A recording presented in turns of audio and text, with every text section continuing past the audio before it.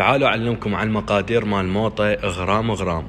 تجيبون من هاي البسترة مال حليب، طبعا اللي يريد منها موجودة عندي. تديرون بيها 16 لتر مي. النوبة تجيبون سطل فارغ تخلون بيه كيلوين ونص حليب ميلاك، وتخبطوها لمدة 3 ساعة إلى نص ساعة. أثناء الخلط تجيبون زبدة 100 غرام حيوانية أو نباتية، تذوبوها وتديروها ويا الخلط. النوبة تجيبون سطل فارغ ناشف تخلون بيه 4 كيلو شكر، و120 غرام ثعلبية، وكريمة شانتي 30 غرام، وجيمر بودرة 100 غرام، وخاشوكة صغيرة فانيلا طوز. النوب شو تسوون؟ تسوونهن مساج طبيعي بحيث شنو يتلابس كل شيء، الشكر والثعلبية كلهن يصيرن عبارة عن شكر.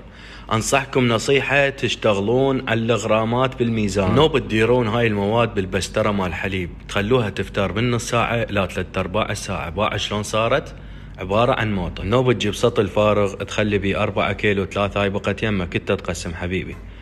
تخلي النكهة تبدي من 3/4 القبق وتخبط وتذوق، واللون حسب مطلوب الطعام، مثلا اذا موز اخضر، اذا ليمون اصفر. تخبطوها وتديروها بالماكينة، وهاي النتيجة. اتمنى استفاديتوا بالمقطع، واذا عندكم اي استفسارات اكتبولي بالتعليقات.